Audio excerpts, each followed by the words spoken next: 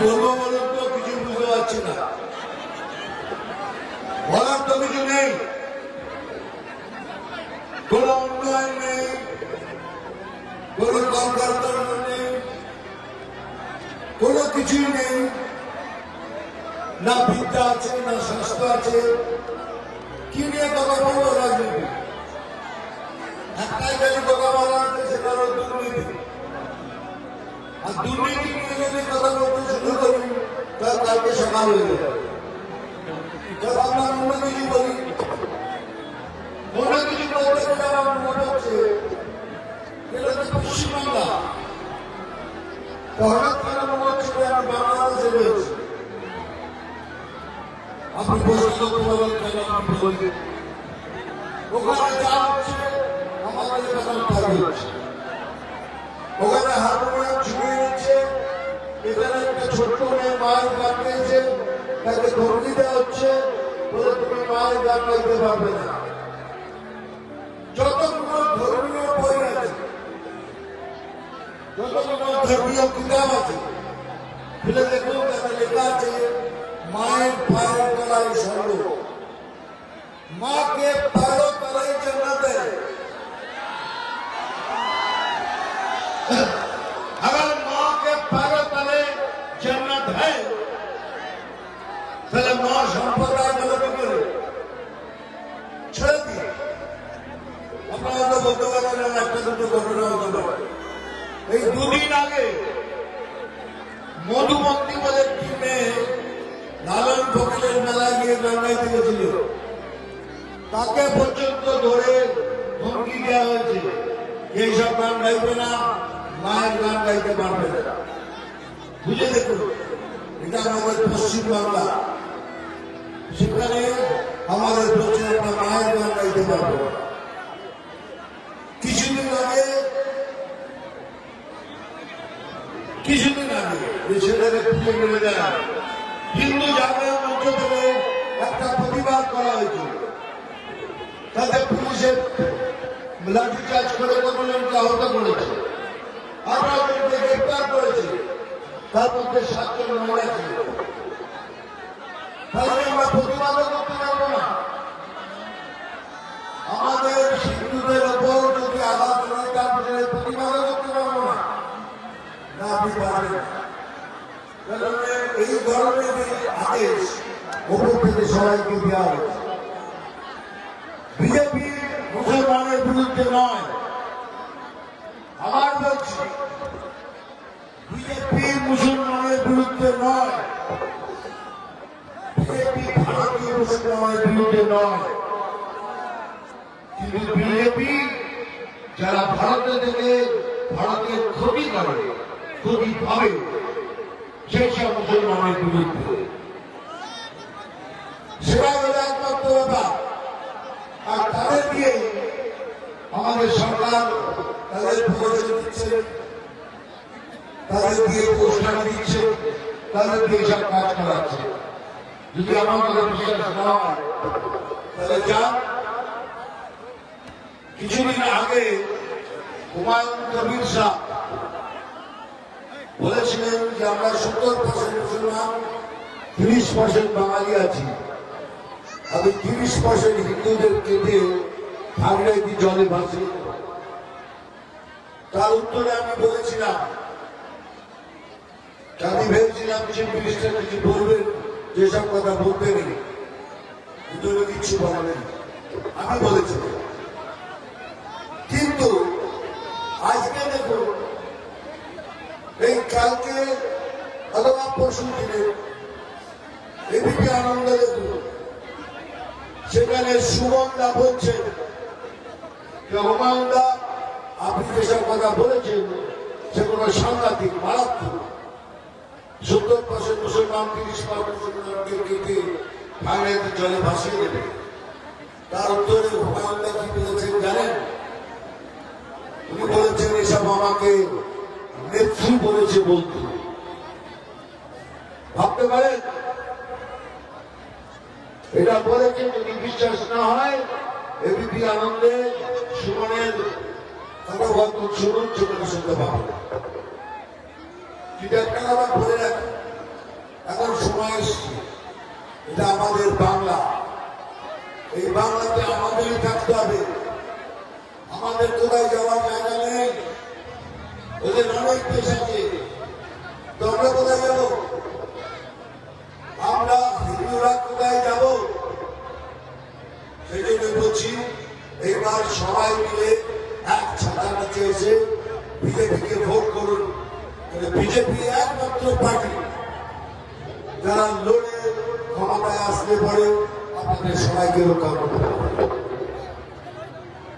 সেই জন্য বলছি বারবার, সবাই একত্রিত হোক। এত সোজা নয় বাংলাকে বাংলাদেশ করে দেওয়া।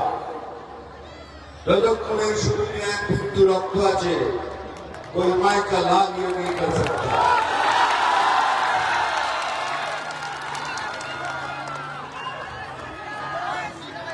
আমার মতো অনেকেই আছে দেখো বেটা জলদি বলতে পারে। আপনি কাশ্মীর ফাইলস বিচার তো দেখি, ওখানে কি হয়েছে কাশ্মীরে? কাশ্মীরে হিন্দুদের, হিন্দু ব্রাহ্মণদের ওখান থেকে তাড়িয়ে দেওয়া হয়েছে। ওখান থেকে তাড়িয়ে দেওয়া হচ্ছে। কাল যদি সেই ঘটনা আমাদের সাথে হয়, তাহলে আমরা কোথায় যাব? কোথায় যাব? আমরা সব জায়গায় দাঁড়াগিরি করেছি। এই জন্য বলছি, আবার বলছি, সবাই একসাথে হয়ে লড়বেন। একটা ভোটও যেন দিতে না পড়ে। আমি তারা দীপ্তদাকে বলছি, আমাদের প্রেসিডেন্টকে ভালো করে লড়ুন। আমরা সরকার থেকে সরকার শিখি পাবো।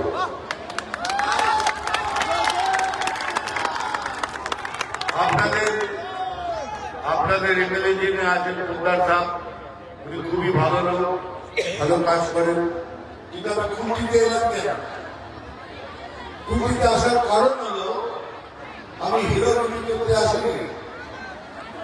কুটিতে কেন এলাম? কুটিতে এই জন্যই এলাম, আমার ভাই বোনের সাথে দেখা করতে। আপনার আমার ভাই বোন বন্ধু, আমি তাদের তো দেখা করতে পারি। দয়া করে কথাগুলো বলতে এলাম। বারবার করে বলছি, আবার বলছি, যদি কোনো মনোমালিন্য আপনাদের মধ্যে থেকে যায়, আমাদের খালি আপনাদের মধ্যে তাদেরও হাত করে অনুরোধ করছি, কিছুদিনের জন্য মিলিয়ে নিন। ইলেকশনের পর দেখা যাবে আবার আপনাদের রিকোয়েস্ট করছি। এই জন্যই বলছি, ভোট করতে হলে সবাই মিলে ভোট করুন। আমি কমিউনিস্ট পার্টিতে যারা হিন্দুত্বকে বিশ্বাস করে তাদেরও রিকোয়েস্ট করছি, কংগ্রেসকেও রিকোয়েস্ট করছি, এবং তৃণমূলে যেসব হিন্দু ছেলেদের বিবেক আছে, যারা দুর্নীতি করে না, তাদেরও রিকোয়েস্ট করছি, সবাই মিলে এসো, আমরা একসাথে ভোট করি। ভোট করে এই সরকারকে জীবনের জন্য বিদায় দিই।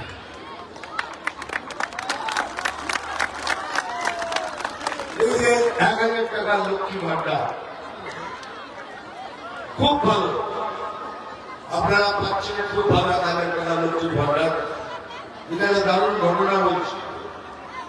কিছুদিন আগে আমি বহরমপুর গেছিলাম, আমার সামনে যে ছোটবেলা এসে দাঁড়ালো, দাদা কিরে কেমন আছিস? ভালো আছিস?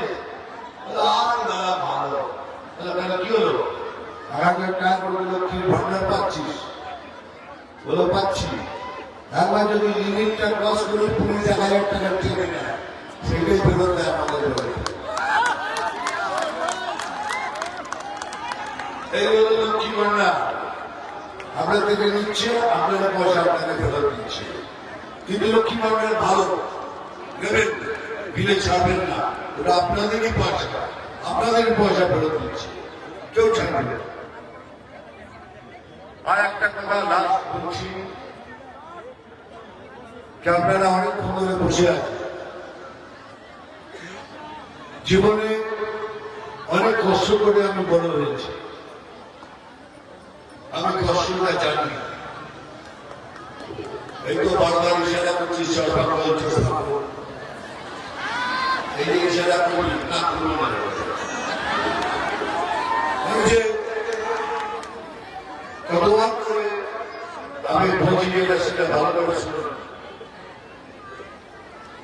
তো আমাদের ভাগ্যে লেখাই আছে।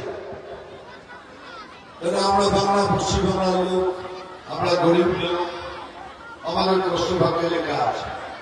আমরা কষ্ট করতে রাজি আছি, কিন্তু দুর্নীতি করে যারা যারা নিজের মহল তৈরি করলো, সেই মহলে লোকেদের থাকার অধিকার নেই। সেই মহল কতদিন থাকে সেটাই দেখব। আপনাদের দয়া করে রিকোয়েস্ট করলাম, সবাই একসাথে মিশে আসুন, সবাই মিলে আসুন, আমরা সবাই মিলে একটা সুন্দর সরকার তৈরি করবো।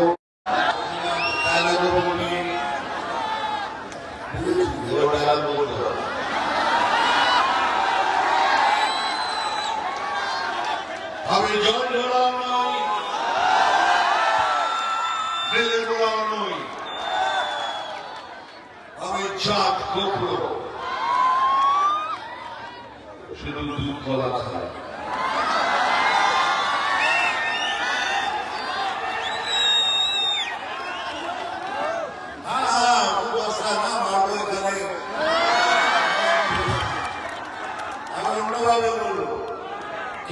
খিচুড়ি বানাবো এখানে, খাবি কলা এখানে ছিল।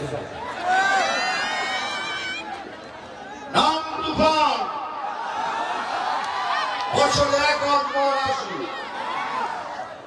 যখন আসি তখন প্রলয় ঘটে, আর যখন যাই নিজেকে যারা ভগবান মনে করেন তারা তাদের অস্তিত্ব খুঁজে বেড়ায়।